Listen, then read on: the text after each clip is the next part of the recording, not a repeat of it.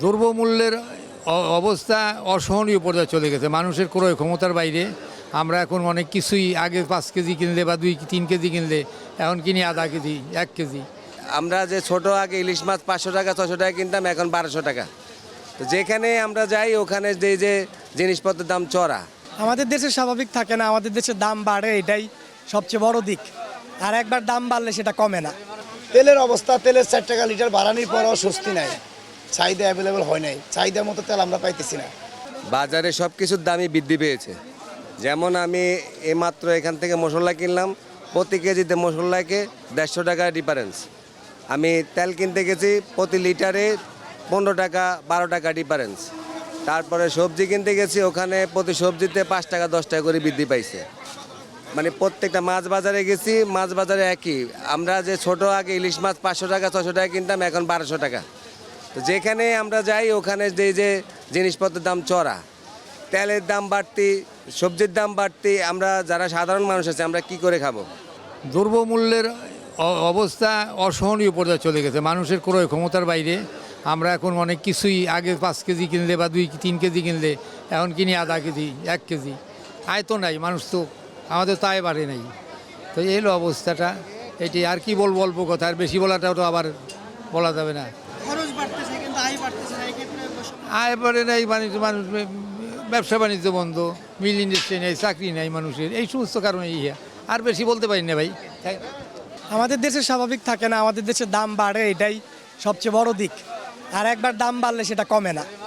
পৃথিবীর সব দেশের দাম বাড়লে সেটা আবার কমে নিচে আসে, আমাদের দেশে বাড়ে কমে, কিন্তু বেড এটাই বেশিরভাগ প্রযোজ্য থাকে।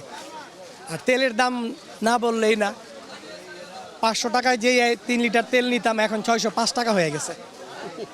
ভাই আমাদের ইনকাম তো বাড়ে নাই। গত সপ্তাহের তুলনায় একটু বেশি মনে হচ্ছে আর কি। এমনি গত সপ্তাহের চেয়ে মাছ যেটা কিনলাম একটু বেশি আমার কাছে মাছের দামটা মনে হলো আর কি। সবজির বাজারও একটু ঊর্ধ্বমুখী আমার কাছে মনে হচ্ছে আর কি। সামনে তো কোরবানের মশলার চাহিদা থাকে বেশি। আসলে মশলা তো প্রায় 90% মশলা আমদানি করতে হয়, তো মশলা হেয়ারে দাম বেশি। দেখা যাচ্ছে এলাচি, যে এলাচি ভালো মানেরটা ছিল আপনার 4400 টাকা, এখন 4800। এখনও কোরবানের বাকি প্রায় 25 দিন আছে। যে ভালো মানের আরেকটা এলাচি ছিল 4800, এখন 5200 টাকা। এলাচি এক সপ্তাহ কেজিতে বাড়ছে 3 থেকে 400 টাকা। জিরার দাম ঠিক আছে, জিরা আপনার 650, ভালো মানের জিরা 700 টাকা। লবঙ্গ, গোলমরিচ, দারচিনি ওগুলোর দামও স্থিতিশীল আছে। 6 মাস 3 মাস আগে যে দাম ছিল অনেক দাম আছে। মশলার আমদানিও ভালো। যদি আপনার সমৃদ্ধ করবান, দেখা যাচ্ছে মশলার চাহিদা বাড়াবো, যদি আমদানিকারকরা দাম না বাড়ায় তাহলে বাড়ার সম্ভাবনা নেই। আমদানিকারকরা যদি দাম বাড়ায় তাহলে দাম বাড়বো। যারা এলসি করে তাদের কাছে সব কিছু, তারা দাম না বাড়ালে দাম বাড়ার সম্ভাবনা নেই মশলা। বিশেষ করে জিরা, এলাচি, দারচিনি, লং, গোলমরিচ এগুলো কোরবানিতে চাহিদা বেশি থাকে।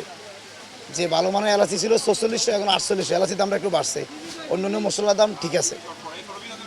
তেলের অবস্থা, তেলের 4 টাকা লিটার বাড়ানোর পরও স্বস্তি নাই, চাহিদা অ্যাভেলেবল হয় নাই, চাহিদার মতো তেল আমরা পাইতেছি না।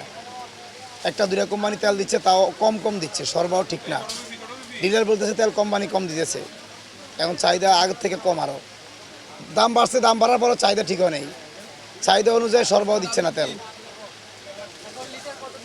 লিটার 199 টাকা, 2 লিটার 398 টাকা, 5 লিটার 975 টাকা, তাও আমাদের চাহিদা মতো তেল দিতে পারতেছে না।